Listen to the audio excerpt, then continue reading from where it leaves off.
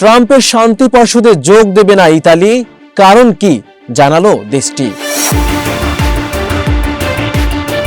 Italy যুক্তরাষ্ট্রের president Donald ট্রাম্পের উদ্যোগ বোর্ড অব পিস বা শান্তি পর্ষদে যোগ দেবে না বলে চূড়ান্ত সিদ্ধান্ত নিয়েছে।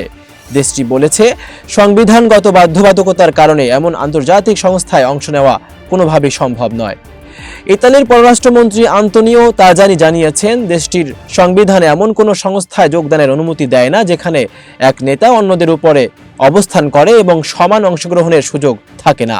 এই বোর্ড অব পিস এর রূপ ও কাঠামো তার দেশের সংবিধানগত সীমাবদ্ধতার সঙ্গে সামঞ্জস্যপূর্ণ নয় বলে তিনি বলেন।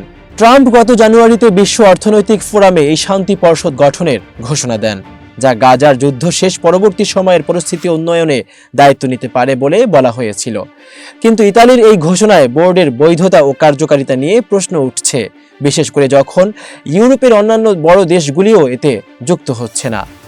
ইতালির পক্ষ থেকে বলা হয়েছে, তারা জাতিসংঘের মতো প্রতিষ্ঠিত সংস্থার সঙ্গে আলোচনায় সবসময় প্রস্তুত থাকবে, তবে বোর্ড অব পিস এ অংশ না নিয়ে অন্যভাবে শান্তি উদ্যোগে অবদান রাখার ইচ্ছা প্রকাশ করেছে। এতক্ষণ বার্তা বৈঠকের সাথে থাকার জন্য ধন্যবাদ। নতুন নতুন তথ্য ও সংবাদ পেতে বার্তা বৈঠকের ইউটিউব চ্যানেল এবং ফেসবুক পেজের সাথেই থাকুন।